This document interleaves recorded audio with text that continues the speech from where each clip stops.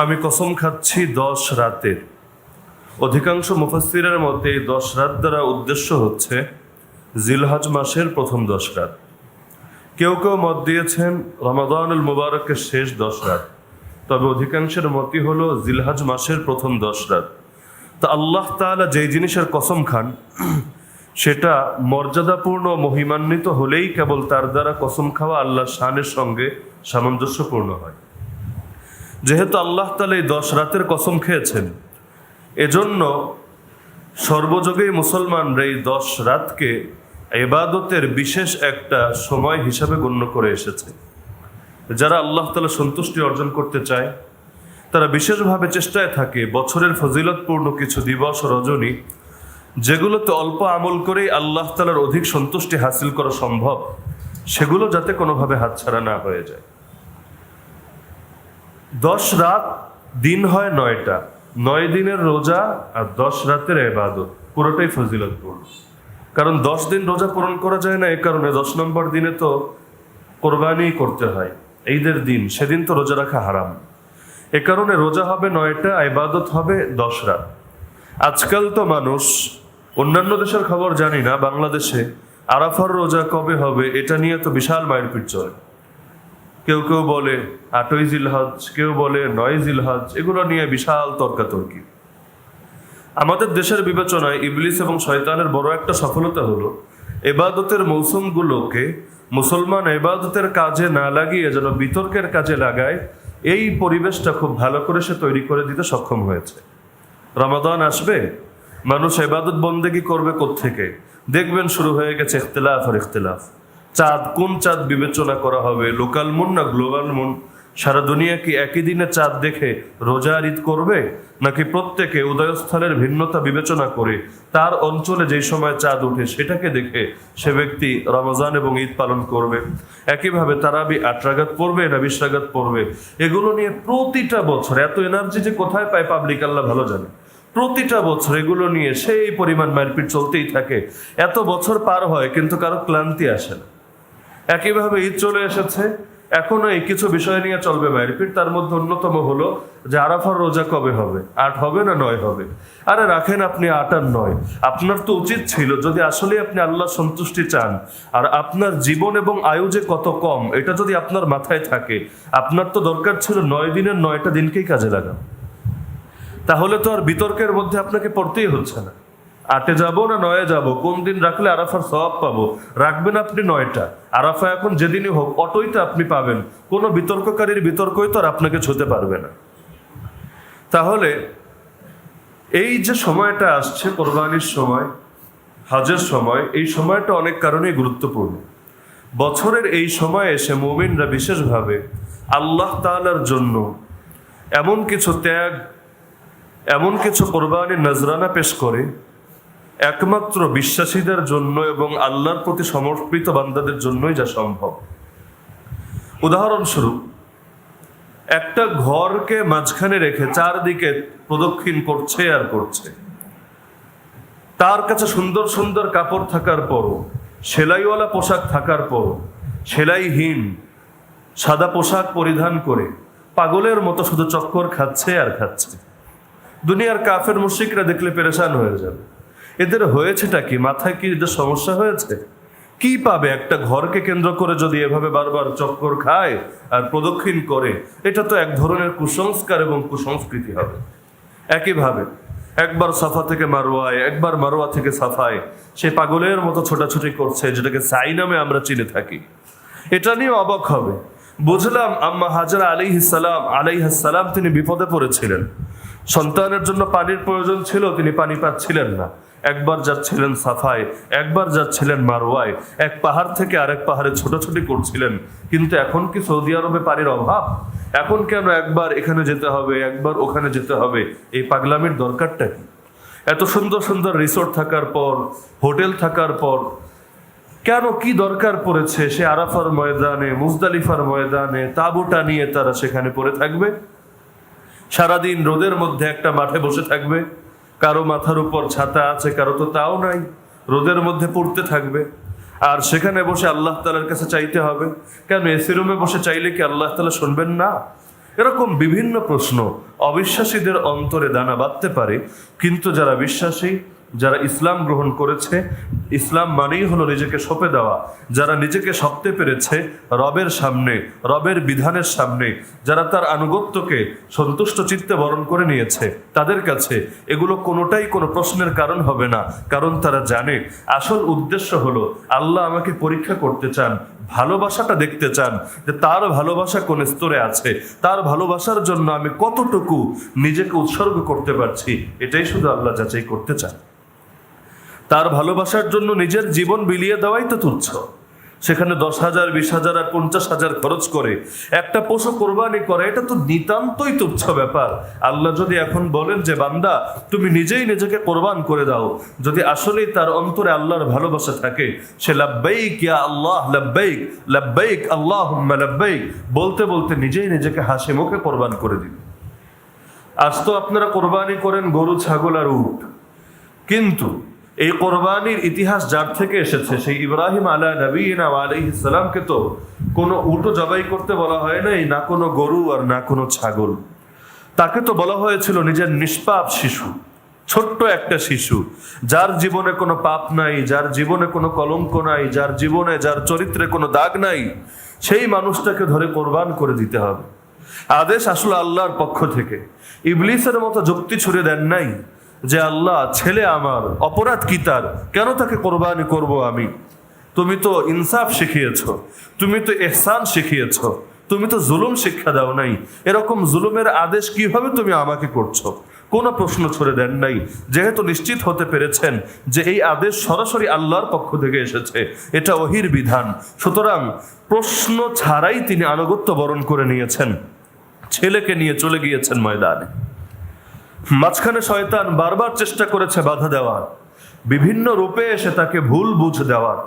সেই শয়তানকেও তিনি উপেক্ষা করেছেন। আজও আপনারা যারা হজে যান, সেখানে গিয়ে শয়তানের সেই প্রতিক্রে পাথর ছুঁড়ে সেই একই স্মরণ এবং একই স্মৃতিকে পুনরায় তাজা করা হয় না?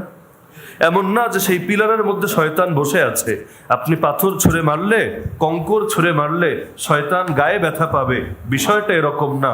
বরং বিষয়টা হলো আমরা মুসলমানরা আল্লাহর সামনে নিজেদেরকে নিঃশর্তভাবে, নিঃসংক চিত্তে, কোনো প্রকার সংকোচ ছাড়া, ইতস্ততবোধ ছাড়া রবের সামনে পুরোপুরি সঁপে দেই। এ পথে আমাদেরকে যারাই বাধা দেবে তাদের জবাব আমরা পাথর দিয়েই দেব, অন্য কিছু দিয়ে না।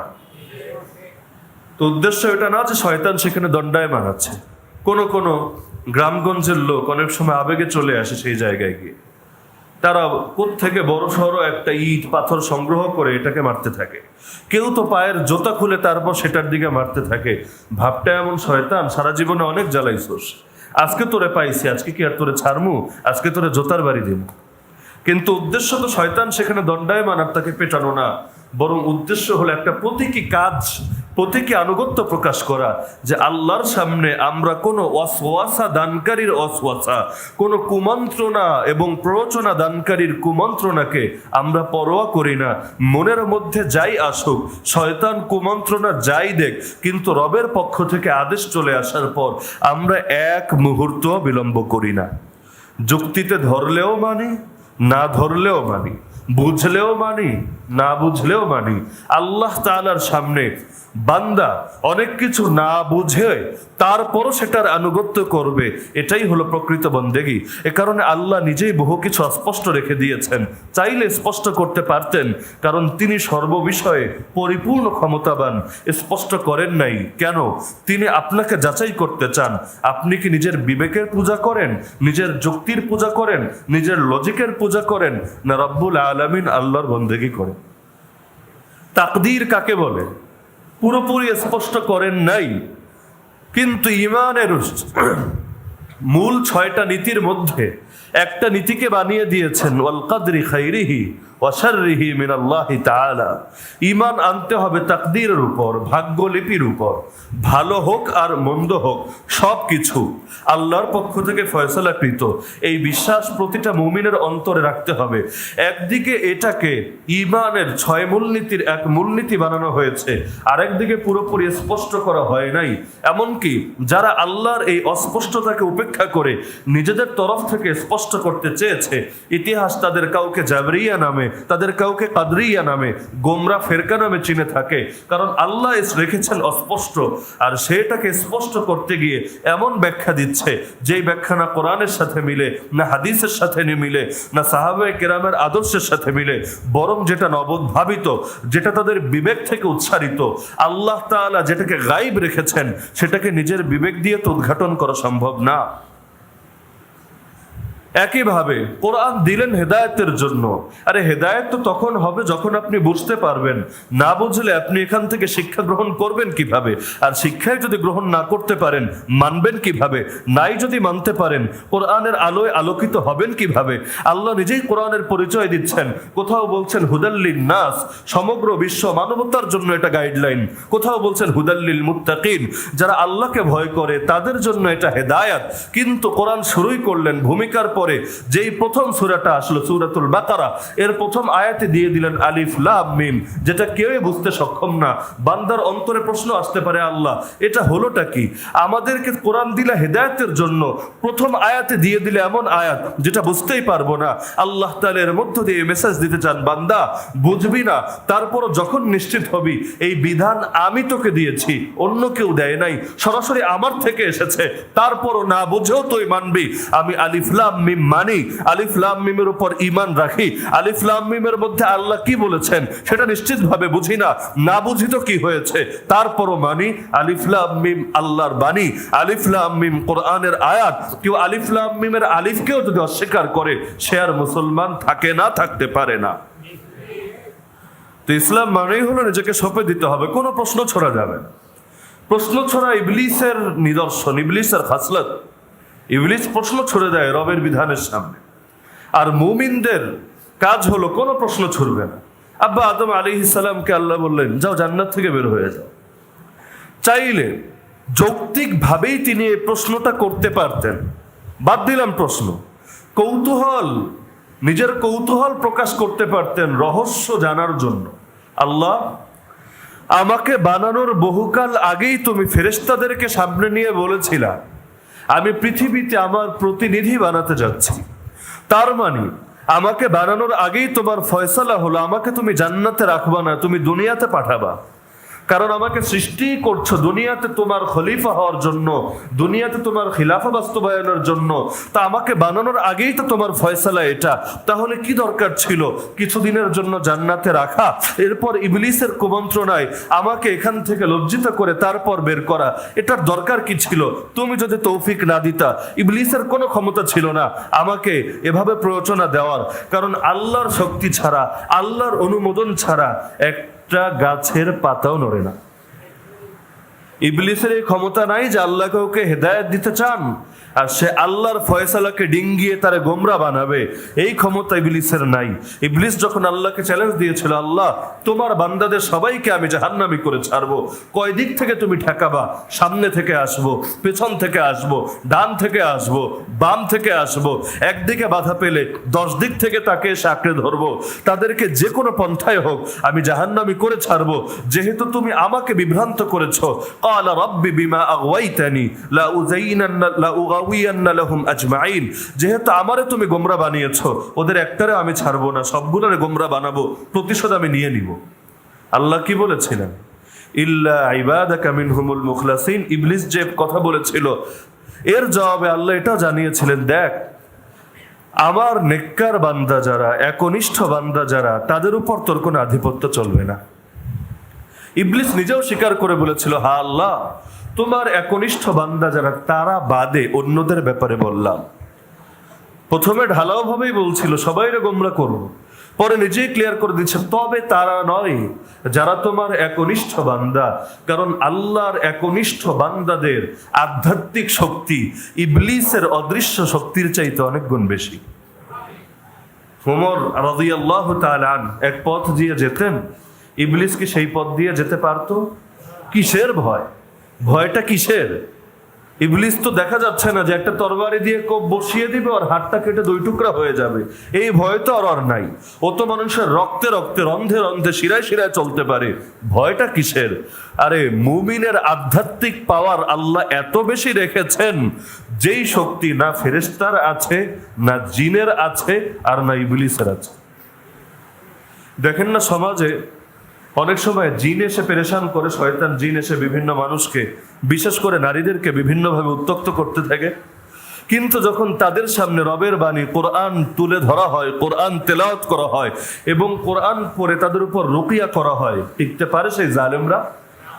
ওর এত পাওয়ার, ও রগে রগে চলে, কিন্তু দেখা যায় এক আয়াতুল কুরসি পরেই যদি ফু দেওয়া হয়, এর ধাক্কাই সামলাতে পারে না, একেবারে সেখান থেকে ভেগে চলে যায়।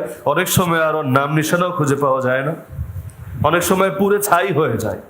আয়াতুল হারিক, এমন কিছু আয়াত আছে যেগুলো পড়লে পুরে ছাই হয়ে যায়। তো এই হারক এবং হারিক, এই আয়াতগুলোর মধ্যে কি আছে? যে কোরআনের এমন কিছু আয়াত যেগুলোর মধ্যে পুড়ে যাওয়া সংক্রান্ত আলোচনা আছে। এটা ওর সামনে পড়লো আর টিকতে পারে না, নিজে আগুনের সৃষ্টি কি হয়েছে, নিজেই পুরে ছাই হয়ে যায়।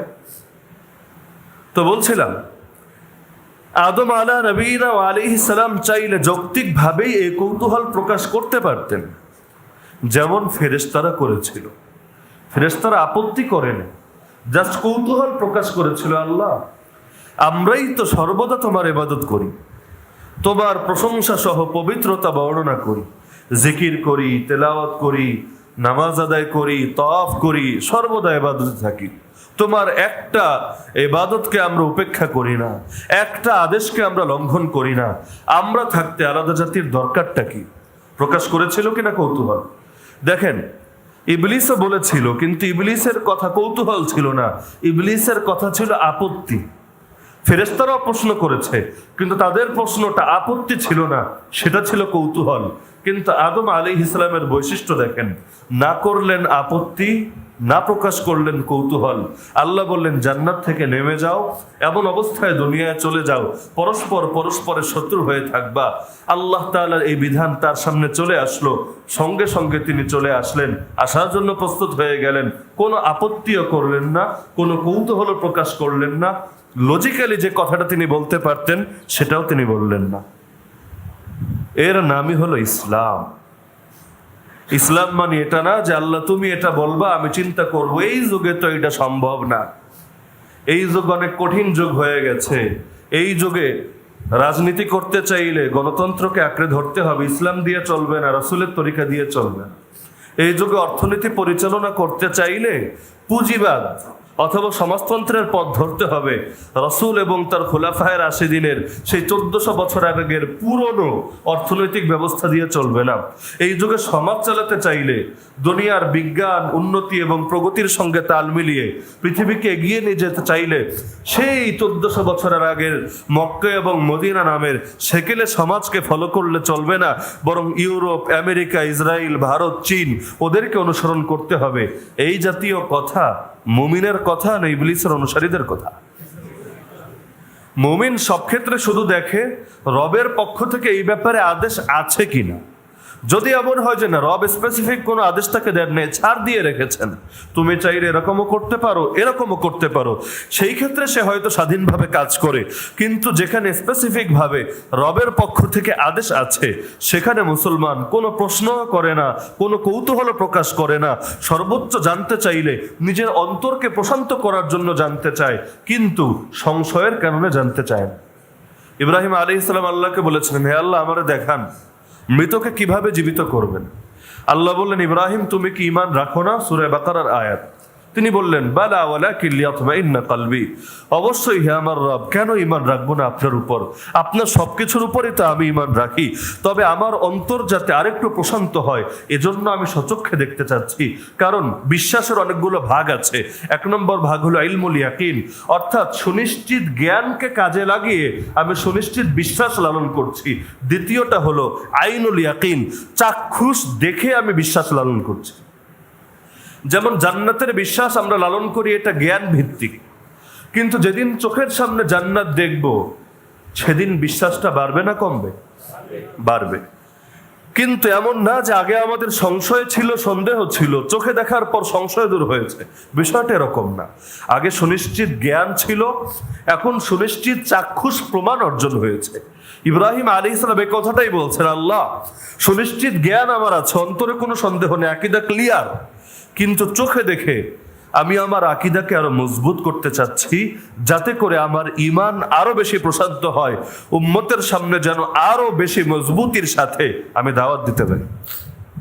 তো বলছিলাম, হজ বলেন আর কোরবানি বলেন, এই বিধানগুলো আল্লাহর পক্ষ থেকে এসেছে, যেভাবে এসেছে সেভাবেই যুগ যুগ ধরে মান্য করা হচ্ছে, এখনো সেভাবেই মান্য করতে হবে, কিয়ামত পর্যন্ত সেই ধারাই চলবে। এক্ষেত্রে কারো কোনো যুক্তি, কারো কোনো আপত্তি, কারো কোনো ভিন্ন ব্যাখ্যা না গতকাল গ্রহণযোগ্য ছিল, না আজ গ্রহণযোগ্য আছে, না আগামীকাল গ্রহণযোগ্য হবে। যতই আপনার কাছে ভিন্ন কোনো কিছুকে যৌক্তিক মনে হোক, যে কোরবানি না দিয়ে টাকাগুলো গরিবকে দিয়ে দিলে ভালো হবে, আপনার কাছে যৌক্তিক মনে হতে পারে, কিন্তু বিশ্বাস করেন আপনার যুক্তির চাইতে আল্লাহর যুক্তি অনেক বেশি মজবুত। আল্লাহ আপনার ভেতরে যে যুক্তিটা আছে এটা তো তিনিই দিয়েছেন, তার পুরোটা দিয়ে দিয়েছেন এমন না, তার শক্তির তো কোনো শেষ নাই, এখান থেকে কিঞ্চিত পরিমাণ আপনাকে দিয়েছেন। তো কিভাবে ভাবছেন এই কিঞ্চিত পাওয়ার নিয়ে তার চাইতে বেশি বুঝে ফেলবেন? মনে করেন বাংলাদেশের সামরিক শক্তির একটা সীমা আছে। বাংলাদেশ চাইলে আমেরিকার সঙ্গে টক্কর লাগাতে পারবে না, চাইলেই রাশিয়ার বিরুদ্ধে যুদ্ধের ঘোষণা দিতে পারবে না, ইচ্ছা যাই থাকুক, কিন্তু তাকে অনেক হিসাব নিকাশ মিলাতে হবে। আমার পাওয়ার কত, আর পাওয়ার কত। অনেক সময় মনে না মানলেও আনুগত্য বরণ করে নিতে হবে, চুপ থাকতে হবে। কেন? কারণ ওর সঙ্গে আমি শক্তিতে পেরে উঠবো না। দুনিয়ার ক্ষেত্রে এই নীতি আপনি বোঝেন, আল্লাহর ক্ষেত্রে কেন বোঝেন না? আল্লাহর পাওয়ার আপনার পাওয়ারের চাইতে বেশি, আল্লাহর যুক্তি আপনার যুক্তির চাইতে অনেক বেশি মজবুত। তাহলে নিজেদের যুক্তি ছুঁড়ে কেন আমরা আল্লাহর বিধানের মধ্যে ভিন্ন ব্যাখ্যা প্রবেশ করানোর চেষ্টা করি? কিছু কিছু লোক ইসলামের কোন কোন বিধানের ব্যাপারে এই যুগে এসে বলে এই যুগে এভাবে সম্ভব না, এটা নতুন কোনো ব্যাখ্যা হাজির করতে হবে, যার কারণে ইসলামের এক নতুন ভার্সনে আবিষ্কার করে ফেলেছে মডারেট ইসলাম, পশ্চিমা বান্ধব ইসলাম, কাটছাট করা ইসলাম, আধুনিক ইসলাম, উন্নতি এবং প্রগতির সঙ্গে সামঞ্জস্যপূর্ণ ইসলাম। তার মানে এতদিন ইসলাম ছিল সেকেলে, ইসলাম ছিল পুরনো। অন্যান্য ধর্ম যেভাবে যুগে যুগে পরিবর্তন করা হয়, আমরাও এভাবে কাটছাট করে ইসলামকে পরিবর্তন করে নেব, যাতে করে সেটা ইউরোপের সঙ্গে তাল মিলিয়ে চলতে পারে, যাতে করে সেটা আমেরিকার মতো এগিয়ে যেতে পারে, যাতে করে সেটা দুনিয়ার কাফের মুশরিকদের সন্তুষ্টি অর্জন করতে পারে।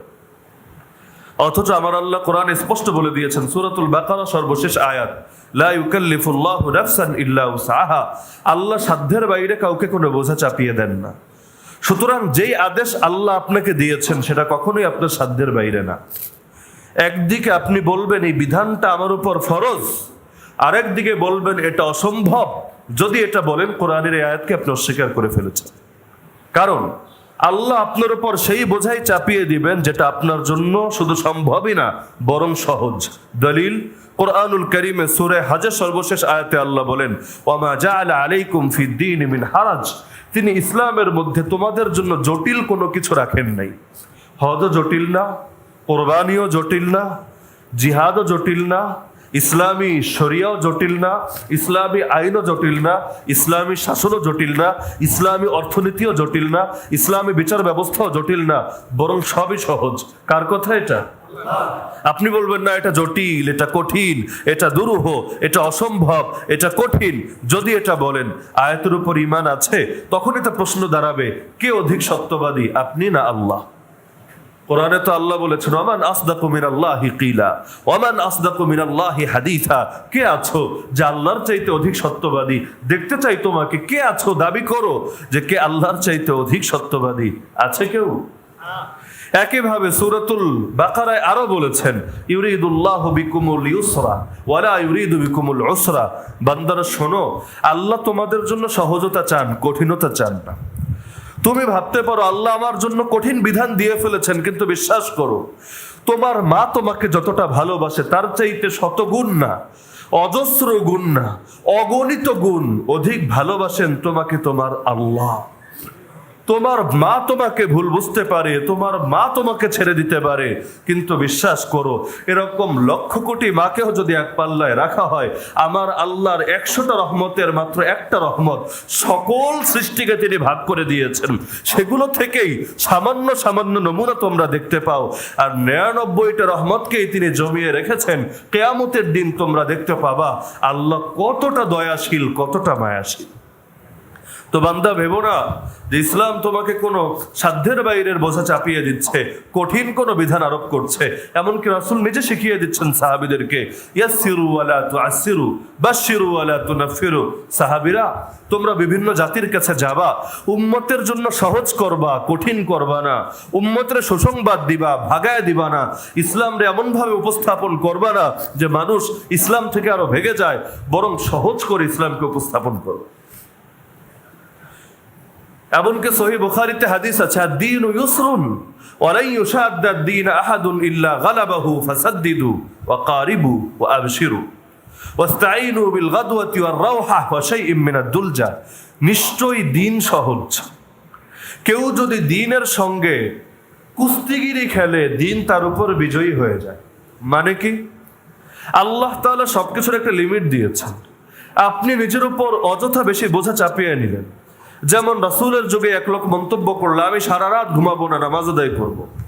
আরেকজন বলল মরণ পর্যন্ত ডেইলি রোজা রাখবো, একদিনের জন্য রোজা ভাঙবো না। আরেকজন বলল ইবাদতে ব্যাঘাত ঘটবে, এজন্য বিয়েও করব না। তো হাদিসে বলা হচ্ছে, এভাবে কেউ যদি ইসলামকে কঠিন করতে চায়, নিজের উপর যতটুকু আল্লাহ চাপান নাই সেটাকে চাপিয়ে ফেলতে চায়, ইসলাম তার উপর প্রবল হয়ে যায়, তার জন্য ইসলামকে কঠিন মনে হয়। কিন্তু বাস্তবে ইসলাম কঠিন না, বাস্তবে ইসলাম সহজ।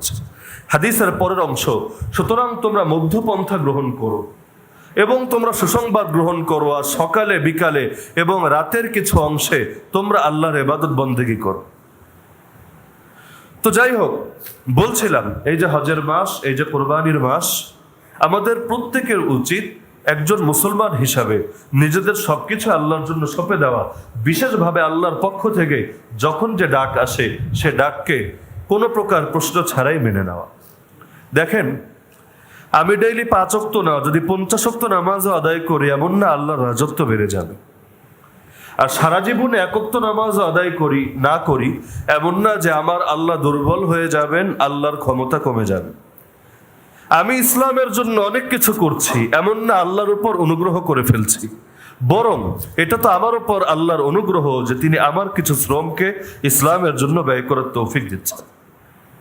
আমরা অনেক সময়, বরং আজকালকার মুসলমানকে দেখলে বেশিরভাগ সময় মনে হয় তারা নিজেদেরকে ইসলামের উপকারকারী মনে করে, ইসলামকে নিজেদের উপকারকারী মনে করে আমি মসজিদের জন্য এটা করি, মাদ্রাসার জন্য এটা করি, হুজুরদের জন্য এটা করি, কোরআনের জন্য এটা করি, ইসলামের জন্য বহু কিছু করে উল্টে ফেলেছি। আরে ইসলাম আমার প্রতি মুখাপেক্ষী, সবাই আমাকে পাত্তা দিয়ে চলতে হবে, আমাকে বিশেষভাবে মূল্যায়ন করতে হবে, আমি একটু সমাজের বিশেষ শ্রেণী, কারণ দ্বীনের জন্য আমার অনেক অবদান আছে। কত বেশি অবদান আপনার? আবু তালেবের চাইতে বেশি? আরে বলে না, আবু তালেবের চাইতে বেশি। এমন এক সময় আবু তালেব রাসূলের মাথার উপর ছায়া হয়েছিলেন, যেই সময় আমার আপনার মতো লোক থাকলে টর্চ লাইট দিয়েও খুঁজে পাওয়া যেত। এই যুগে আর কতটুকু বিপদে আপনি পড়েছেন ইসলামের জন্য? কয়টা বিপদ আপনি বরণ করেছেন বলেন দেখি? কিয়ামতের দিন বেলাল তার শরীর খুলে আল্লাহকে দেখিয়ে দিতে পারবে, আল্লাহ এই যে দেখো আমার গায়ে এই যে দাগগুলো, একমাত্র তোমার দ্বীনের জন্য এই দাগ লেগেছে। কোন সাহাবী তাদের কোমরের চর্বি পর্যন্ত গলে গিয়ে আগুন নিভে গিয়েছে, আগুনে তাপ দেওয়ার কারণে আল্লাহকে দেখাতে পারবে, আল্লাহ এই যে আমার কোমর, সুন্দর একটা কোমর ছিল, আজকে এই যে করুণ অবস্থা দেখতে পাচ্ছ, আল্লাহ এটা দুনিয়ার কোনো অপরাধের কারণে হয় নাই, অপরাধ একটাই ছিল, তোমাকে কেন রব মেনেছি, মোহাম্মদকে কেন নবী মেনেছি, কাবাকে কেন কিবলা মেনেছি, কোরআনকে কেন জীবন বিধান মেনেছি। আল্লাহ তোমার দ্বীনের জন্য এই কোরবানিকে আমি বরণ করেছি, আল্লাহ তুমি কি পারবে এটাকে আবার আগুন দিয়ে জ্বালাতে? এই প্রশ্নগুলো অথবা এই আগ্রহগুলো তারা আল্লাহর সামনে উপস্থাপন করতে পারবেন। আমি আপনি কি পারবো? কি কোরবানি আছে দ্বীনের জন্য? যদি কখনো দুই একটা ছোটখাটো কোরবানি থাকে, মনে হয় ইসলামের জন্য করে উল্টে ফেলেছি, ইসলাম মনে হয় আমার মতো ব্যক্তির মুখাপেক্ষী, আমি না থাকলে ইসলাম থেমে যাবে। আর রাসূল দুনিয়া থেকে চলে গিয়েছেন, তাতে ইসলাম থামে নাই। আর আমার আপনার মতো লক্ষ কোটি মানুষ কোরবান হয়ে গেলে ইসলামের কি হবে? আবু বকর গেল, ওমর গেল, ওসমান গেল, আলী গেল, হাসান গেল, হুসেইন গেল, ফাতিমা গেল, এই 2 লক্ষ প্রায় সাহাবী চলে গেলেন, তাবেঈদের বিশাল জামাত চলে গেলেন, তাবেঈরা চলে গেলেন, ইমামরা চলে গেলেন, ওলিরা চলে গেলেন, বুজুর্গরা চলে গেলেন, বড় বড় উলামায়ে কেরাম চলে গেলেন, এত বড় বড় মুফতি, মুহাদ্দিস, ফকিহ, মুফাসসির, শহীদ, তাদের মৃত্যুতে ইসলামের কিচ্ছু হয় নাই। আবার আপনার জন্য ইসলাম থেমে যাবে? খুব তো নিজেকে বড় মনে করি, বহুত কিছু করে ইসলামের জন্য। কি করেন? একটাবার শুধু তাদের জীবনীটা পড়বেন, এরপর নিজের সাথে মিলাবেন। খুলেন না কোরআন, সূরা তাহরিম 28 নম্বর পারা সর্বশেষ পৃষ্ঠা। আল্লাহ বলছেন, আরে ইমানদাররা, খুব পাক্কা মনে করো তোমাদের ইমানটা আসলে সহি ইমান হয়েছে কিনা। একটা নমুনা দিয়ে দিচ্ছে আমি আল্লাহ তোমাদের সামনে, জাস্ট নমুনাটার সাথে তুমি একটু মেপে দেখো, একটু যাচাই করে দেখো যে নিজেকে কোন মুখে তুমি মুমিন দাবি করো। না না, কোনো পুরুষের দৃষ্টান্ত দিচ্ছি না, তাহলে বলবা তারা অনেক শক্তিধর পুরুষ ছিলেন, লম্বা লম্বা হায়াত পেয়েছিলেন, ভালো ভালো খাবার খেতেন, এই যুগে এটা সম্ভব না। আরে না না, আমি মহিলার দৃষ্টান্তই দিলাম। ওয়াদারাবাল্লাহু মাসালা লিল্লাযিনা আমানু ইমরাআতা ফিরআউন। ওরে ঈমানদার পুরুষরা, তোমাদের সামনে দুনিয়ার কোন নবীর না, আরে একজন নারীর দৃষ্টান্ত দিলাম। কেমন নারী? ফিরআউনের স্ত্রী। নবীর স্ত্রী না, নবীর মেয়ে না, ফিরআউনের স্ত্রীর দৃষ্টান্ত দিলাম। একটু মিলিয়ে দেখো তো ঈমানটাকে তার ঈমানের মতো বানাতে পেরেছ কিনা। তুমি তো 60 বছর, 70 বছর, 100 বছর ধরে মুমিন, আর সে তো ঈমান গ্রহণ করার পর বেঁচেই ছিল মাত্র কয়দিন। খালি ঈমানটারে মিলিয়ে দেখো না, তোমার 60 বছরে কতটুকু আলো জ্বালালা, আর তার ঈমানের কতটুকু আলো ছিল।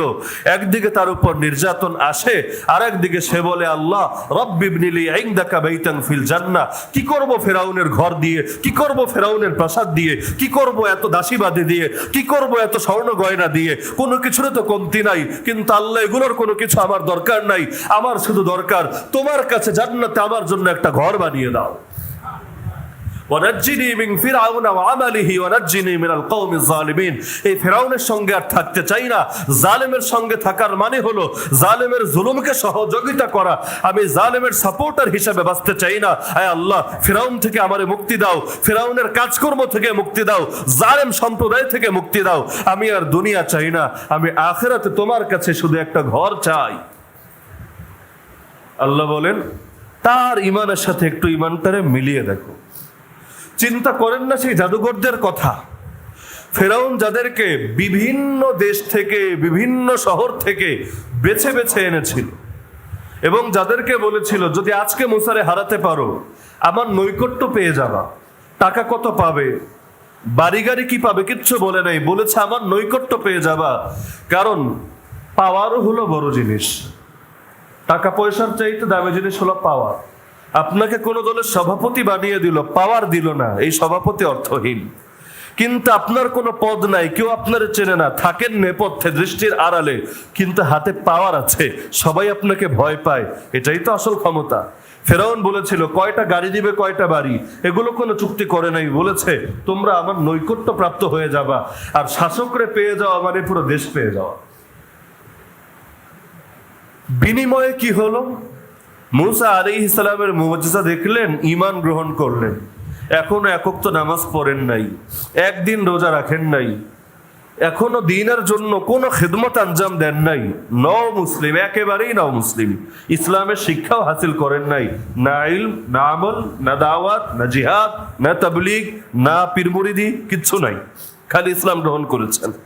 ফেরাউন বলল, তোদের এত বড় সাহস, আমার অনুমতি না নিয়েই তোরা মুসার উপরে ঈমান আনলি, আমি উল্টো দিক থেকে তোদের হাত পা কেটে দিব, ডান হাত আর বাম পা, এরপর শুলিতে লটকিয়ে তোদের সবাইরে মেরে ফেলবো। কি সুন্দর জবাব দিচ্ছে। এই যুগে হলো বলতো, না না, এগুলো তো আমরা একটা ভুলে করে ফেলেছি, সরি, এবারের মতো ছেড়ে দাও আমাদেরকে। এই যুগে হলে পোল্টি মারতে এক মুহূর্ত সময় নিত না, কারণ এই যুগে বিপদ আসার আগে সবাই ইসলামের জন্য ফেদা। বিপদের গন্ধ যদি পাওয়া যায়, মুসলমান আর মাঠে খুঁজে পাওয়া যায়। আল্লাহ হেফাজত করুন। সারা দুনিয়ার আম হালত এটা, বিশ্বাস আপনার হোক বা না হোক, যদি একটু দুনিয়ার দিকে নজর থাকে, এই কথার সঙ্গে মনে করি না কেউ দ্বিমত করবে। তারা স্পষ্টভাবে বলে দিলেন, ফেরাউন শোন, ফাকদি মা আনতা কাদ, যে বিচার করতে মনে চায় সে বিচার কর। মৃত্যুদণ্ড দিবি দে, যাবজ্জীবন দিবি দে, মেরে ফেলবি মার, আধামরা করে রাখবি করে রাখ আধামরা, যে বিচার করতে মনে চায় বিচার কর। ইন্নামা তাকদি হাদিহিল হায়াতাদ দুনিয়া, আরে ফেরাউন তুই তো শুধু দুনিয়ার বিচারই করতে পারবি। আজকাল তো মানুষ মনে করে দুনিয়াতে কোনো এলাকা দখল করতে পারলেই মনে হয় আমি বিজয়ী হয়েছি, কিন্তু আমার আল্লাহর কোরআনের দিকে তাকালে বোঝা যায় বিজয়ের সংজ্ঞা ভিন্ন। বিজয় মানে হলো তুমি দ্বীনের জন্য কতটুকু কোরবানি দিতে পারলা। বহু নবী এমন আছে কিচ্ছু করতে পারেন নাই, একটা মানুষ তার দাওয়াতকে কবুল করেন নাই, তাকে মেরে ফেলা হয়েছে। কোন নবীর মাথার উপর করাত রেখে পুরো শরীরকে দ্বিখণ্ডিত করে ফেলা হয়েছে। কোন নবীকে জীবিত অবস্থায় লোহার চিরুনি দিয়ে আঁচড়ে আঁচড়ে প্রতিটা গোস্তকে শরীর থেকে আলাদা করে দেওয়া হয়েছে। কোন নবীকে পিটাতে পিটাতে হত্যা করা হয়েছে। কোন নবীকে জ্যান্ত দাফন করে ফেলা হয়েছে। কোন নবীকে আগুনে ছুঁড়ে মারা হয়েছে। এত এত নির্মম আচরণ তাদের সাথে করা হয়েছে। আপনি কি মনে করেন তারা ব্যর্থ? সই হাদিসে আছে কিয়ামতের দিন এমন অনেক নবী আসবে যার সঙ্গে এক উম্মত, কারো সঙ্গে 2 উম্মত, কারো সঙ্গে 10 উম্মত, কারো সঙ্গে 100 উম্মত, কারো সঙ্গে 1000 উম্মত, কারো সঙ্গে লাখ উম্মত, কারো সঙ্গে কোটি কোটি উম্মত। আর এমন নবী আসবেন আমার রাসূল বলেন যার সঙ্গে একটা উম্মত থাকবে না। আপনি কি মনে করেন আল্লাহ সেই নবীকে ব্যর্থ মিশন দিয়ে দুনিয়াতে পাঠিয়েছেন?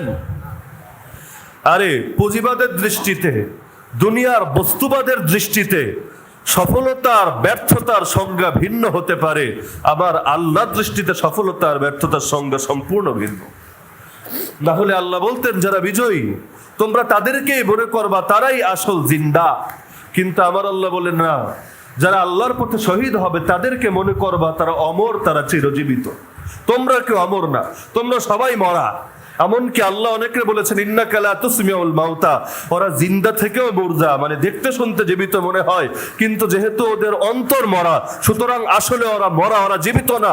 অপরদিকে শুহাদায়ে কেরাম, একদিকে তাদের চোখ বন্ধ, একদিকে তাদের নিঃশ্বাস নাই, একদিকে দুনিয়ার চোখে বস্তুবাদের দৃষ্টিতে তারা মৃত। কিন্তু আল্লাহ বলেছেন খবরদার, কোরআনের আয়াত, তাকে মৃত বলাও হারাম, মৃত মনে করাও হারাম। তোমরা মরা হতে পারো, নিঃসন্দেহে তারা জীবিত।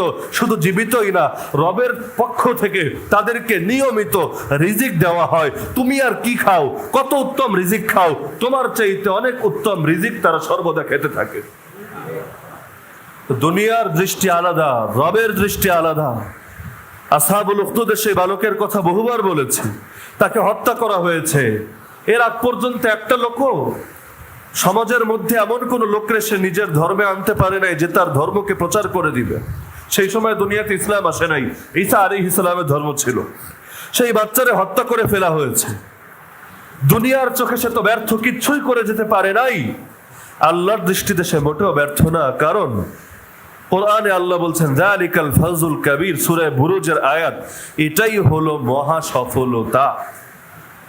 সুতরাং আপনি কোনটাকে সফলতা মনে করেন আর কোনটাকে ব্যর্থতা? বড় আজীব। মক্কার মধ্যে কত সাহাবী শহীদ হয়েছেন। সুমাইয়া রাদিয়াল্লাহু আনহা নারী না, একজন যুবতী নারী না, বয়স্কা নারী, যার ছেলেই বড় যুবক। সেই নারীকে বর্ষা দ্বারা তার লজ্জাস্থানে আঘাত করে আবু জাহাল হত্যা করে ফেলেছে। তিনি ইসলামের সুদিন দেখে যেতে পারেন নাই, না দেখে যেতে পেরেছেন মদিনা, না দেখে যেতে পেরেছেন বদর। আপনি ভাবছেন তিনি তো ব্যর্থ? আরে এই যুগে যেহেতু সফলতা মানি হলো নিজের নিরাপদ রাখতে হবে, নিজের টিকিয়ে রাখতে হবে, গায়ে একটা কাটার দাগ যেতে না লাগে, শরীরের উপর যেন কোনো ধরনের বিপদ না আসে, বরং নিশ্চিন্তে নিরাপদে সব কিছু ঠিক হয়ে যাবে, আর আমি বসে বসে সোনালী সুদিন উপভোগ করব, এটার নাম বিজয়। আপনি কি বলতে চান সুমাইয়ারা পরাজিত, তারা বিজয়ী না? আল্লাহ বলেন তারাই হলো এই উম্মতের প্রথম সারির মুমিন। জান্নাতে তারা যে মর্যাদা পাবে সেই মর্যাদা হলো সবচাইতে স্পেশাল এবং সবচাইতে ভিআইপি মর্যাদা। তো সুতরাং এটা ভাববেন না বিপদে পড়ে গেলাম, ব্যর্থ হয়ে গেলাম, তো বিপদ থেকে বাঁচতে হবে। বাঁচার কি উপায়? আল্লাহরে একটু একটু করে ছাড়তে হবে। কারণ আল্লাহরে পুরো ধরতে চাইলে ইবলিসের ইগোতে লাগবে, ইবলিসের প্রেস্টিজে লাগবে, ইবলিস আমার বিরুদ্ধে ময়দানে নেমে আসবে, আমার অনেক ক্ষতি হয়ে যাবে। এই কারণে আল্লাহরে একটু একটু ঢিল দাও, ইবলিসে ধোকা দাও, যাতে করে ইবলিস আমার ব্যাপারে কোনো তিক্ত সিদ্ধান্ত না নেয়, আর আমি খুব সুখে সুখে আমি যেন জান্নাতে চলে যেতে পারি। কত নরাধম এমন আছে, নিজে দিনের জন্য কোরবানি দিবে না তো দিবে না, ভালো কথা। কেউ যদি দিনের জন্য কোরবানি দেয় তাদেরকে নিয়ে উপহাস করে। আল্লাহ রসুলের জামানায় এক যুদ্ধে অনেক সাহাবী শহীদ হয়ে গেলেন। মুনাফিকরা বললো, এই বেটা দেখ, তোরা যে কতটা মাথা মোটা, কতটা অথর্ব অর্বাচীন তোরা। এই সাহাবীগুলো যদি আমাদের কথা শুনতো, আজকে তাদের এই পরিণতি হতো না। আল্লাহ বললেন, ফাদরাউ আন আনফুসিকুমুল মাউত। আচ্ছা, ভালো কথা, তোদের কথা শুনলে মরতো না। বিষয় যদি এটা হয়, পারলে নিজেদের থেকে মৃত্যুকে ঠেকা দেখি, আমি আল্লাহ তোদের জান কবজ করব, পারলে নিজেরে বাঁচা। তখন বোঝা যাবে তোর যুক্তিরা মানলে মনে হয় মরা আর লাগেন। কপালে যদি মরণ লেখা থাকে, দুনিয়ার সব ডাক্তাররা মিলে চেষ্টা করে বাঁচিয়ে রাখতে পারবে আপনাকে? বয়স যদি, আয়ু যদি ফুরিয়ে গিয়ে থাকে, দুনিয়ার চোখে তরুণ হন আর যুবক হন আর সদ্য জন্ম গ্রহণ করা বাচ্চা হন, দুনিয়া আপনাকে বাঁচিয়ে রাখতে পারবে? কপালে যদি বিপদ লেখা থাকে, যতই টাকা খরচ করেন, যতই কৌশল অবলম্বন করেন, যতই রাজনৈতিক শেল্টার গ্রহণ করেন, বিপদ থেকে বাঁচতে পারবেন? আরে মুমিনের বিশ্বাসই তো এটা। যত ফয়সালা আসে একজনের থেকেই আসে, আল্লাহর থেকেই আসে। ভালো ফয়সালা আসলেও তার থেকে আসে, মন্দ ফয়সালা আসলেও তার থেকে আসে। তো একজন মুমিন বিপদে পড়লে তাকে নিয়ে আপত্তি করার অর্থ হলো সে ভুল করেছে, অথবা আল্লাহ তার ব্যাপারে ভুল সিদ্ধান্ত দিয়ে বসেছেন। সে যদি মুনাফিকি করত, সে যদি কাপুরুষতার পথ অবলম্বন করত, সে যদি নবীর তরিকা ছেড়ে দিত, সে যদি তাওহীদকে ভুলে যেত, খুব ভালো থাকতে পারত। কয়দিন থাকবেন এভাবে ভালো? মরবেন না কোনোদিন, চিরকাল জীবিত থাকবেন। আর এই প্রাসাদ আর এই গাড়ি বাড়ির মধ্যে সুখে দিনাতিপাত করতে থাকবেন। আর যেদিন চোখ দুটো বন্ধ হবে, সেদিন টের পাবেন কে সফল আর কে ব্যর্থ, কে এগিয়ে গেল আর কে পিছিয়ে পড়লো। কোথায় হারিয়ে যাবে আপনার কর্মীরা, কোথায় হারিয়ে যাবে আপনার নিরাপত্তা, কোথায় হারিয়ে যাবে টাকা পয়সা, কি নিয়ে যাবেন কবরে। সেদিন দিলের মধ্য থেকে সব সংশয় দূর হয়ে যাবে, মাথা থেকে সব ভূত বের হয়ে যাবে। ভেবেছিলেন আল্লাহর বাইরে গিয়ে খুব সুখে থাকবেন, আর আল্লাহর বান্দাদের নিয়ে টিটকারি মেরে নিজেকে খুব বুদ্ধিমান, খুব চালাক প্রমাণ করবেন।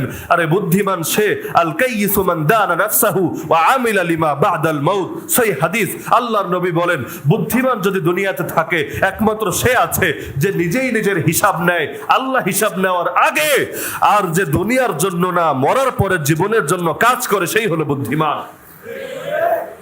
আপনার ছেলে ঠিকভাবে লেখাপড়া করে না, এখনই সুখ চায়, এখনই সুখের পেছনে পড়ে লেখাপড়া মাথায় তুলে ফেলেছে, বলবেন তাকে বুদ্ধিমান? আরে বলবেন নাকি তাকে বুদ্ধিমান? ছেলে অনেক কিছু পারে। আপনার ছেলে 10টা মেয়েরে পটাতে পারে, আপনার ছেলে বন্ধু বান্ধবরা নিয়ে একদিনে 20,000 টাকা উড়াতে পারে, আপনার ছেলে অনেক গাড়ি চালাতে পারে, বলবেন বুদ্ধিমান?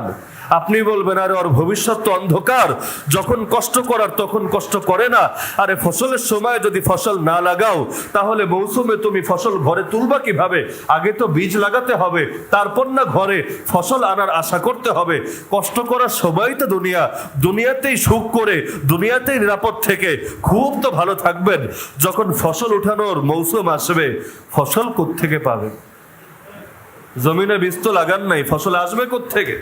দুনিয়া আখিরাতের শস্য ক্ষেত্র, দুনিয়াতে যে যা লাগায় আখিরাতে সেই ফসলই ঘরে তোলে। বীজ লাগাবেন, ফসল পাবেন, কিচ্ছু লাগাবেন না, খুব চালাক ভাববেন। আরে চালাক না, আপনার মতো বোকা দুনিয়াতে দ্বিতীয়টা আর নাই। আল্লাহ রসুলের জামানায় কাফের মুশরিকরা মদিনার মুনাফিকদেরকে চালাক বলতো, গুড মুসলিম বলতো, যে মুসলমান হলে এদের মতো হওয়া সাম্প্রদায়িক, এদের প্রতি ইহুদিরাও খুশি, এদের প্রতি আবু জাহাল গর্ব খুশি, এদের প্রতি রোম পারস্যের সেই জালেম বাদশারাও খুশি।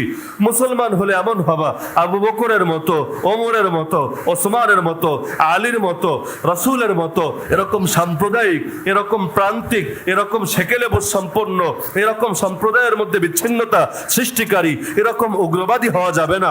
মুসলমান হলে তাদের মতো হতে হবে। কি মনে হয় খুব চালাকির পরিচয় দিয়েছিল এই কথা বলে? দুনিয়াতে খুব সুখ পেয়েছে কিলো মীর জাফর? খুব তো বুদ্ধির পরিচয় দিয়েছিল, ভেবেছিল চুক্তি করে রাজা হয়ে যাব, রাজা হয়ে বাংলা বিহার উড়িষ্যা সব ভেজে খাবো। পেরেছে না খুব সুন্দর ভেজে খেতে? সর্বযুগে যারা নিজেদেরকে অতি চালাক মনে করে শেষে গলায় এদেরই দড়ি লাগে। প্রকৃত চালাক তারা যারা রবের বিধানের সামনে নিজেকে সঁপে দিতে পারে। ইবলিস চালাকি দেখাতে গিয়েছিল রবের বিধানের সামনে প্রশ্ন করে, চালাকি টিকে নাই। ফেরেশতারা আপত্তি তো করে নাই, কৌতূহল প্রকাশ করেছেন।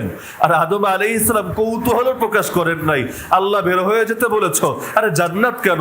তুমি তো দুনিয়াতে যেতে বলেছো, শুধু দুনিয়া কেন? যদি জাহান্নামেও যেতে বলো, আল্লাহ তুমি যদি বলো আমাকে, আমি তো তাও রাজি আছি। আল্লাহর বিধানের ব্যাপারে কেন আপত্তি থাকবে? যার কারণে আমার আল্লাহ আদম আলাইহিস সালামকে ফেরেশতার চাইতেও শ্রেষ্ঠ বানিয়ে দিলেন। এমনি এমনি শ্রেষ্ঠ বানান নাই, অনেকগুলো কারণ আছে। এর মধ্যে মৌলিক একটা কারণ হলো ফেরেশতারা কৌতূহল প্রকাশ করেছে, আব্বা আদম কৌতূহল প্রকাশ করেন। আল্লাহ বলেছেন ব্যাস এক মুহূর্তও দেরি হবে না। একজনের উপর হজ ফরজ, হজ করে না, ভাবলো 20-30 বছর যাক, একটু বাচ্চা কাচ্চা বিয়ে দেই, বয়স হোক, এরপর হজ করব। আরেকজনের উপর হজ ফরজ হওয়ার পর কালক্ষেপণ করে নাই, পরের বছরই হজ করেছে। কি মনে করেন আখিরাতে উভয়ের মর্যাদা সমান? একজন নামাজ পড়লো আউয়াল ওয়াক্তে, আর একজন নামাজ পড়লো ওয়াক্ত যায় শেষ একেবারে, সূর্য ডুবে যাচ্ছে, মাগরিব হয়ে যাচ্ছে, কাকের মতো কয়েকটা ঠোকর মেরে আসলো তাড়াতাড়ি। আল্লাহর কাছে বেশি দামি হবে কে? হাদিসে আছে তিলকা সালাতুল মুনাফিক ইয়াজলিসু ইয়ারকুবুশ শামস, এটা হলো মুনাফিকের নামাজ। সে সূর্যের অপেক্ষায় থাকে, যখন সূর্য অস্ত যাওয়ার সময় হয় এসে কাকের মতো ঠোকর মেরে 4 রাকাত নামাজ পড়ে নেয়। এটা কোনো মুমিনের নামাজ না, এটা মুনাফিকের নামাজ। মুমিনকে সে ব্যক্তি ইবাদতের প্রতি আর অগ্রগামী থাকে, প্রতিযোগিতা করে, দৌড়ে যায়, ছুটে যায়, আদেশ আসে দেরি করে না। আরে দেখেন না হানজালা রাদিয়াল্লাহু আনহুর কথা, আদেশ চলে আসলো রাসূলের পক্ষ থেকে, কে কোথায় আছো? আবার সাহাবীরা, ময়দান দেখা দিয়েছে, ময়দান কায়েম হয়ে গিয়েছে, তাড়াতাড়ি ঘোড়ায় চড়ো, ময়দানে ঝাঁপিয়ে পড়ো, নইলে মুশরিকরা আমাদের উপর হামলা করে বসবে।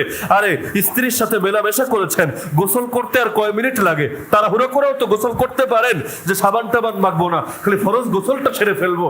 কিন্তু ওই সময়টা অপেক্ষা করে নাই, নবীর পক্ষ থেকে ডাক এসেছে, ইয়া খাইলাল্লাহির কাবি ইলা সাওয়াবিল্লাহির গাবি, হে আল্লাহর অশ্বারোহীরা তোমরা অশ্বারোহণ করো, আল্লাহর জান্নাতের দিকে ধাবিত হও।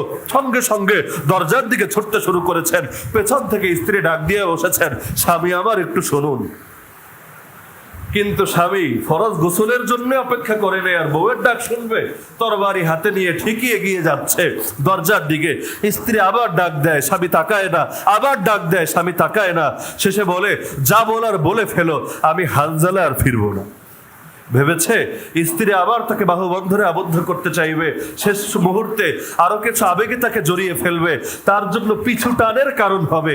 কারণ এই যুগেও যেমন হয়, স্ত্রীরা তাদের স্বামীদের জন্য দরকার ছিল দ্বীনের সহযোগী হবে, কিন্তু দ্বীনের পথে আরো কাটা হয়ে যায়। আল্লাহর পথে বের হবে, পারে না। আল্লাহর দ্বীনের জন্য খরচ করবে, পারে না। সব জায়গায় খালি বউ বাধা হয়ে দাঁড়ায়, তুমি চইলা গেলে আমার কি হইব, আমি খামু কি? আরে তুমি হকের কথা বললে যদি বিপদে পইরা যাও, আম করে দেখবো কে? তো আমার রিজিক দাতা তো তুমি না থাকলে তো না খায়া মইরা যাবো। আর তুমি যদি সব টাকা হুজুরকে দিয়া দাও, মসজিদ মাদ্রাসায় দিয়া দাও, আমার সংসার চলবে কে? বছর শেষে দামি দামি স্বর্ণ গয়না কিনবো কিভাবে? পথে পথে কাটা বিছায়, পথে পথে পিছুটানের কারণ হয়। তো সাহাবী হানজালা পিছে তাকাও না, পিছনে ফিরে আসেও না, যা বলার বলে ফেলো, আমি হানজালা আর ফিরবো না। স্ত্রী বলল, আরে আপনি কি ভেবেছেন আমি আপনাকে ফেরানোর জন্য ডাকছি? আরে আপনি আল্লাহ রাসূলের পুরুষ সাহাবী হতে পারেন, আমিও তো তার একজন নগণ্য নারী সাহাবী, আমিও তো আল্লাহর একজন বান্দি। আরে আমি তো আপনাকে শেষ কথা বলার জন্য ডেকেছি। শেষ কথা হলো, দুনিয়াতে যাতে আমাদের আর দেখা না হয়, ইনশাআল্লাহ জান্নাতে আমাদের মিলন হবে। কি মনে হয় এই কথা বললে স্বামীর শক্তি বাড়বে না কমবে? মনোবল কত গুণ বেড়ে যাবে। ঝাঁপিয়ে পড়লেন হানজালা, গোসল তো ফরজ, সেই অবস্থায় শহীদ হয়ে গেলেন। সাহাবীরা সেই সময় উদ্যোগ নিলেন যে তাকে তো গোসল দিতে হবে, গোসল দেওয়ার পর তারপর তাকে দাফন করুন। শহীদকে তো স্বাভাবিকভাবে গোসল দেওয়া হয় না। মাসালা হলো শহীদকে তার সে রক্তমাখা কাপড়েই দাফন করা হয়, কারণ কিয়ামতের দিন প্রত্যেকে সেই রূপ নিয়ে হাজির হবে যেভাবে তার মৃত্যু হয়। আজকে যারা আছেন না ক্লিন শেভ করে চেহারা খুব সুন্দর করে রাখেন, দুনিয়া যেন আপনাকে স্মার্ট বলে, কারণ রাসূলের চেহারা তো স্মার্ট ছিল না, আপনার অনেক বেশি স্মার্ট হওয়া দরকার। এরকম যারা আছেন না, যদি এই অবস্থায় মরণ হয় কিয়ামতের দিন কিন্তু এই চেহারাটা নিয়ে উঠবেন। এমন না কবরের মধ্যে নতুন করে দাড়ি গজাবে, ঠিক যেই চেহারা নিয়ে যে মরবে কিয়ামতের দিন ঠিক সেভাবে উঠবে। আজকে তো আপনি কপালের মধ্যে দাগ ফালান না, সেজদা দিলে কপালটা নষ্ট হয়ে যাবে, কালা দেখা যাবে, ভাল লাগবে না। নামাজে বেশি বেশি বসলে পায়ের মধ্যে ভাঁজ পড়ে যাবে, এ কারণে নামাজ পড়েন না। কিয়ামতের দিন তো এটা নিয়ে উঠবেন, দেখবেন মুমিনদের কপাল থেকে নূর চমকায়, মুমিনদের হাত থেকে নূর চমকায়, মুমিনদের পা থেকে নূর চমকায়, যেখানে যেখানে উজুর পানি লেগেছে সেখান থেকে চমকায়। যার উজু যত বেশি তারটা তত বেশি চমকাচ্ছে, তখন আপনার এত ভাব যাবে কই? সেদিন তো ক্লিন শেভ চেহারা নিয়ে হাজির হবেন, সেদিন আর কেউ স্মার্ট বলবে না আপনাকে। নবীর সামনে যাবেন, নবী এসেছি আপনার কাছে, একটু সুপারিশ করে দেন না। আপনি সুপারিশ না করলে জাহান্নাম ছাড়া কোনো উপায় নাই। হে নবী, হাউজে কাউসারের পানি থেকে এক পেয়ালা পানি দেন না। আপনি যদি পানি না খাওয়ান, আমার পরন্ত তৃষ্ণাই তো আমি ছটফট করতে করতে মারা যাব। সেদিন তো আর কোনো পানিও থাকবে না, আর অন্য কোনো পানি খেলে পিপাসা মিটবেও না। কিন্তু নবী যখন বলবে তুমি কে, তোমার চেহারা তো আমার উম্মতের মতো না, আমি তো তোমাকে চিনি না, যাও যাও দূর হয়ে যাও। দুনিয়াতে যাকে মডেল বানিয়েছিলা তার কাছে গিয়ে পানি চাও, তার কাছে গিয়ে শাফাআত চাও। তুমি তো মেসিরে আদর্শ বানিয়েছিলা, তুমি তো অমুক নায়কের আদর্শ বানিয়েছিলা, যাও তারে গিয়ে বলো আমারে একটু জান্নাত দাও, একটু সুপারিশ করে দাও, আমারে এক চুমুক পানি দাও, দেখো তারা তোমাকে কিচ্ছু দিতে পারে কি না। তো হানজালা রাদিয়াল্লাহু তাআলা আনহু, স্বাভাবিক মাসালা, শহীদকে রক্তমাখা কাপড়ে দাফন করা হবে, কারণ কিয়ামতের দিন সেই রক্ত নিয়ে সে হাজির হবে। হাদিসের শব্দ হলো রক্তের রং তো স্বাভাবিক রক্তের মতোই হবে, আর লাউনু লাউনুদ দাম ওয়ার রিহু রিহুল মিস্ক, কিন্তু তার ঘ্রাণ হবে মিশকে আম্বরের মতো। দুনিয়াতে কোন রক্ত দেখেছেন সেখান থেকে ঘ্রাণ বের হয়? রক্ত থেকে গন্ধ বের হয়, ঘ্রাণ না। কিন্তু সেই রক্ত থেকে মেশকে আম্বরের মতো ঘ্রাণ বের হতে থাকবে। দেখবেন কারো হাত কাটা, কারো পা কাটা, কারো কল্লাটাই কাটা, সেভাবে হাজির হয়েছে, আর আল্লাহ তাআলা তারই আগে আগে জান্নাতে ঢুকিয়ে দিচ্ছে, আর আপনি দেখতে শুনতে এত সুন্দর, আপনার ধরে জাহান্নামে ফেলে দিচ্ছে। কেমন লাগবে তখন হৃদয়? আজকে তো অনেক চালাক মনে করছেন নিজেকে, আমার হাতও কাটে নাই, পাও কাটে নাই, সেদিন নিজের ব্যাপারে কি মূল্যায়ন হবে আপনার? দ্বীনের জন্য কে কতটুকু করতে পারলো, এটা তো তার উপর আল্লাহর অনুগ্রহ। সে নিজেকে আরো এজন্য ধন্য মনে করা দরকার, আল্লাহ আমার একটু কাজে লাগিয়েছো। আরে বাজার করতে গেলেন, পচা ফল ফলাদি যদি দেয় আপনারে দোকানদার বিনামূল্যে, একেবারে পচা গন্ধ আসছে, যে হুজুর এটা লয়ে যান, আপনি নিবেন ঘরে? আরে নিবেন নাকি? ভাববেন 10 টাকা দিয়ে ব্যাগ কিনছি, বেটা তোর পচা মাল নিলে আমার এই ব্যাগটাও লস যান। আর ঘরে যদি এটা লয়ে যায়, বউয়ের দৌড়ানিও খাওয়া লাগতে পারে। তোর জিনিস পচেছে, তুই ফেলে দে। আবার কি ডাস্টবিন মনে হয় না? আমার সেই পরিচ্ছন্নতা কর্মী মনে হয়, আমাকে দিচ্ছিস কেন? কিন্তু একটা জিনিস যদি মানে একটু কম থাকে, মানটা একটু খারাপ, পচা না, কেউ না কেউ কিন্তু সেটা কেনে। হয়তো ধনীরা কেনে না, গরিবরা কেনে, বেশি দামে কেনে না, কম দামে কেনে। আপনি একটাবার চিন্তা করেন না, আপনার জীবনটা যদি দামি হতো, আল্লাহ তো আপনার জীবনটা কিনতো, আপনার সময় কিনতো, আপনার টাকা কিনতো। কারণ আল্লাহর যেগুলো দেওয়া হয় এগুলো হারায় না, বাকি সব হারায়। যেটা খেয়েছেন হারিয়ে গেছে, পড়েছেন হারিয়ে গেছে, খরচ করেছেন হারিয়ে গেছে। আল্লাহকে যেটা দিয়েছেন হারান নাই, সেভিংস অ্যাকাউন্টে জমা রয়ে গেছে। কিয়ামতের দিন আল্লাহ কয়েক গুণ মুনাফা সহ আপনারে বুঝিয়ে দিবেন। তা আপনি তো ভাবছেন আমার জীবন বড় দামি, আমি অনেক চালাক, আল্লাহ আমার জীবন নিচ্ছে না। আমার টাকা অনেক দামি, আল্লাহ আমার টাকা নিচ্ছে না। আমার পরিবার অনেক দামি, আল্লাহ আমার পরিবারের দিনের পথে লাগাচ্ছে না।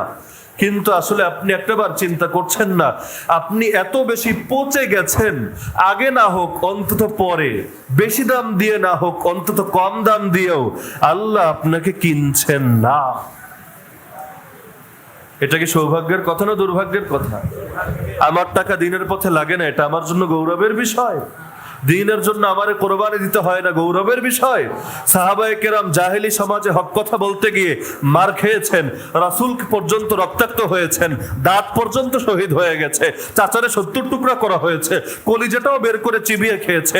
আপনি ভাবছেন এগুলো বোকামির পরিচয় ছিল, এগুলো স্ট্র্যাটেজিক ভুল ছিল, এগুলো তাদের বিভিন্ন কৌশলগত সমস্যা ছিল। আমি অনেক বেশি নিরাপত্তা অবলম্বন করি, অনেক বেশি চালাক, এজন্য আমার গায়ে আঁচড় লাগে না। আরে নিজেকে দামি মনে করার কারণ নেই, আপনি পচা। আপনি পচে গেছেন বলে আল্লাহ আপনার আর নেয় না। তো বলছিলাম আল্লাহর বিধানের সামনে চুপচাপ নিজেরা সঁপে দিতে হবে, এটার নামই বন্দেগী।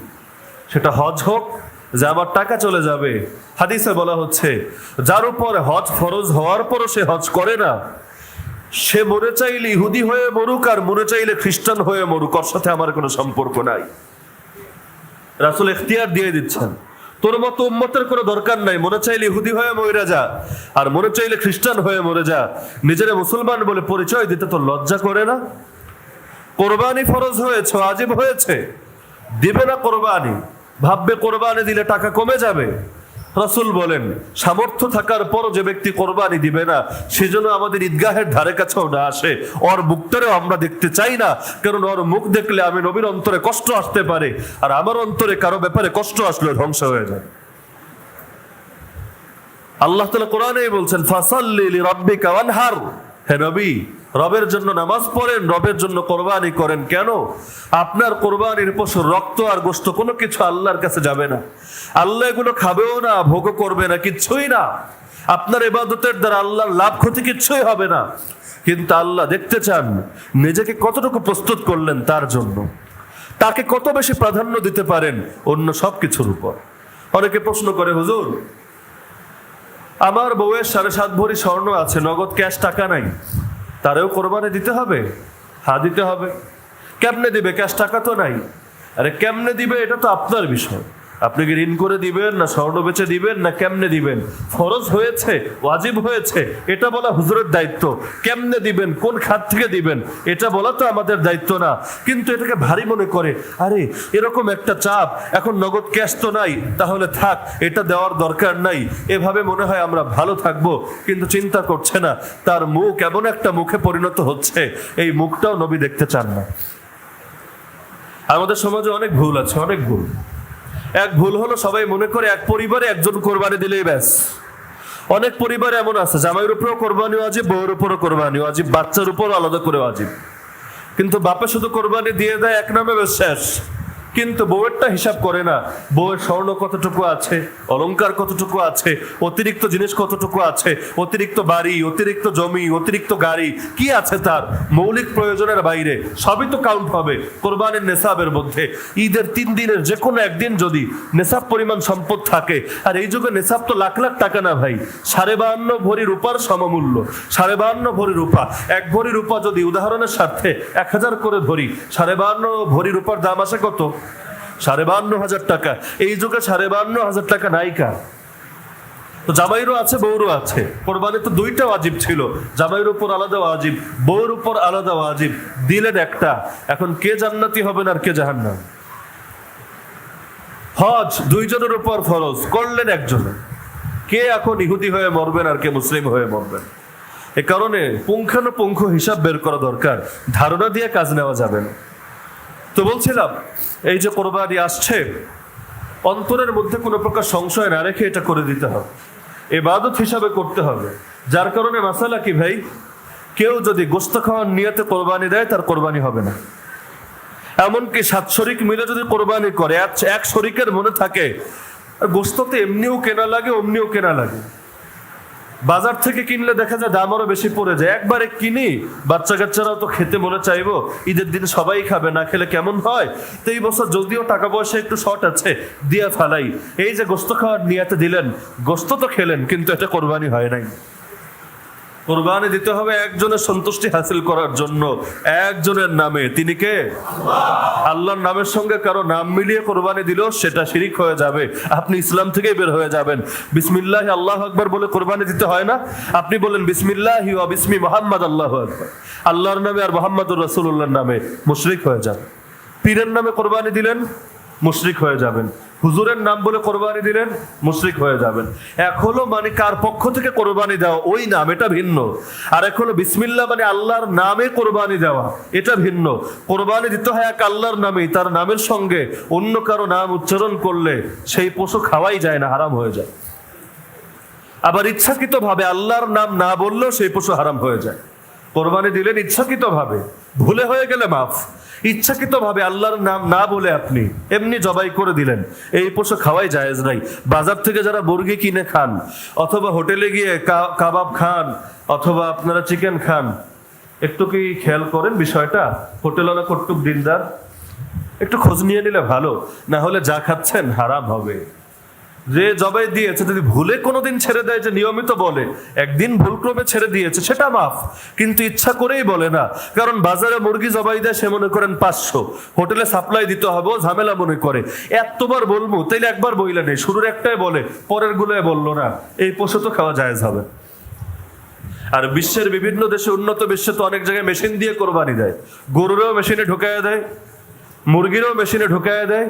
ব্যাস শুরুতে মেশিন চালু করার সময় একবার মেশিনে চাপ দেয়, সুইচে চাপ দেয়, জোরে বিসমিল্লাহ আল্লাহু আকবার বলে, এরপর সব মেশিনই কাজ করে। এই পশু খাওয়া যাবে না। তো বাইরে পশু খেতে খুব সাবধান।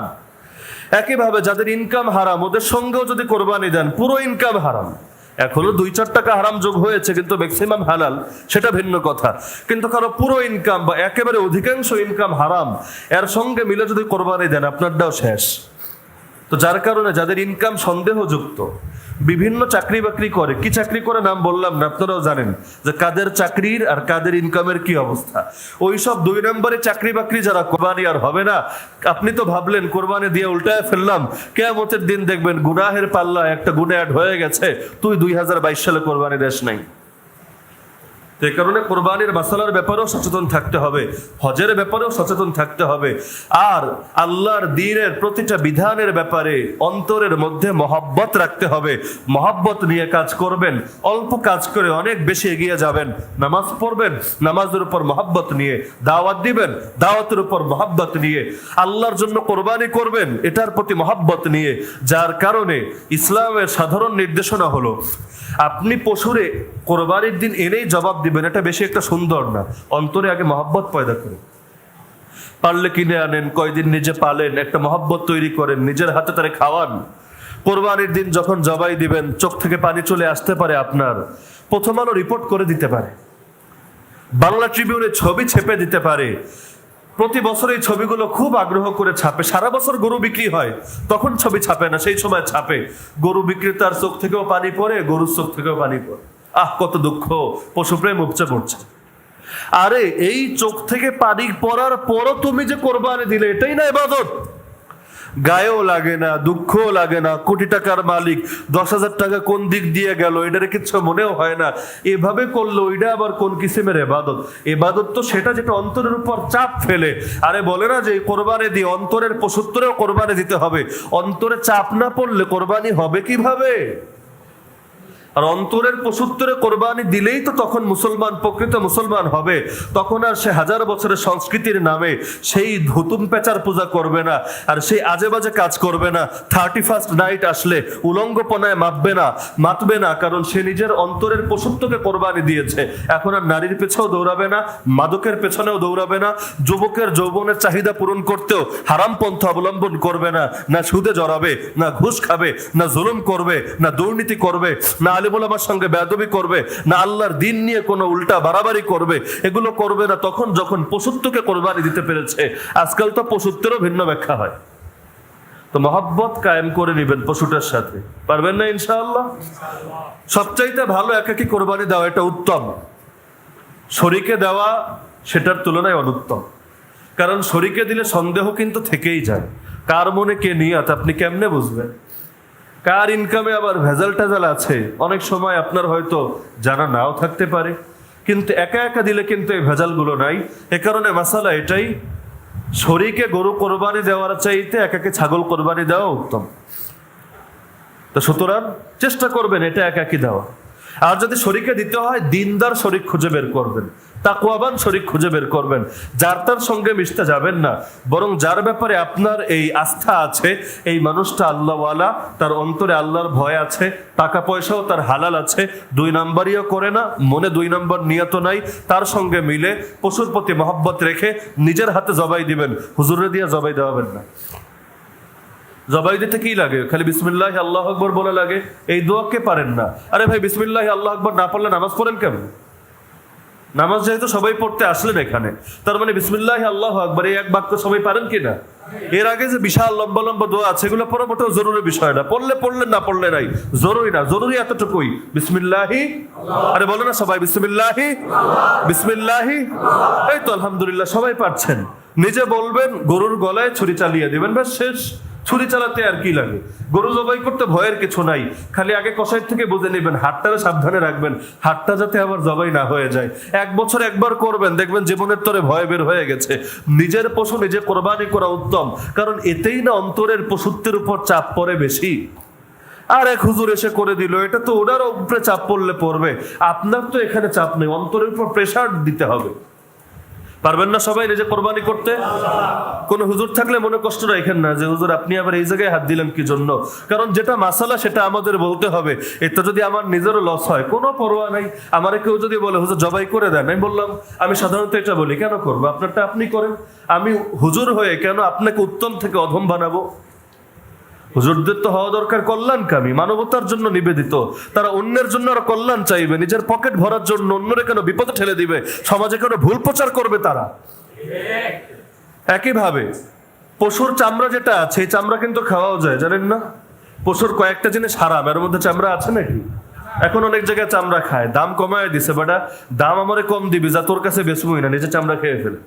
তো খেলে খাবেন, ব্যবহার করলে করবেন, কিন্তু যদি এটাকে বিক্রি করেন তাহলে কিন্তু সেটা সওয়াবের নিয়তে দান করে দিতে হবে, সেটারে কিন্তু আবার ভাগযোগ করে খাওয়া যাবে না। দুই বিষয়। এক হলো ডাইরেক্ট চামড়া খাওয়া, চামড়া খেতে পারবেন, চামড়া বেচে টাকা খেতে পারবেন না, কারণ কোরবানির কোনো কিছু বেচাটাই অনুচিত।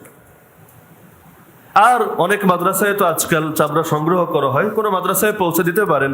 যদি আমার ধারণা সেকুলাররা এমন একটা কৌশল অবলম্বন করেছে, কাদের ইন্ধনে আল্লাহ ভালো জানেন, এই কওমি মাদ্রাসাগুলো আর বেশি দিন চামড়া সংগ্রহ করবে না, কারণ দাম এই সময় আসলে এমন কমিয়ে দেওয়া হয়, অনেক মাদ্রাসা যেটা ইনভেস্ট করে সেটা উঠে আসে না, লাভ হবে পরের কথা। কিভাবে হুজুরদের চাপে ফেলতে হয়, কিভাবে তাদের কোমর ভাঙতে হয়, কিভাবে মাদ্রাসাগুলোকে বিপদের দিকে ঠেলে দিতে হয়, সব কৌশলই ওরা অবলম্বন করছে। আমরা ওদের কৌশল বুঝি আর না বুঝি, নিজেরা দিনের জন্য ফেদা হই আর না হই, উল্টা হলুদ মিডিয়ার কথায় যতই নাচি আর হলুদ মিডিয়ার তথ্য দেখে যতই হুজুরদের ব্যাপারে আর দিনের বিভিন্ন সেক্টরের ব্যাপারে মন্দ ধারণা লালন করি আর ওদের কাছে ব্রেইন ওয়াশড হই, ওরা কিন্তু আমাদের শিকড়ি কাটছে, টের পাই আর না পাই, 2 দিন পর কাঠ হয়ে যখন ভেঙে পড়ে যাব তখন টের পাবো, হায় হায় হলোটা কি, আমি তো উপরে দিয়ে খালি পানি ঢাললাম, শিকড় যে কেটে ফেললো, মোটেও তো টের পেলাম না।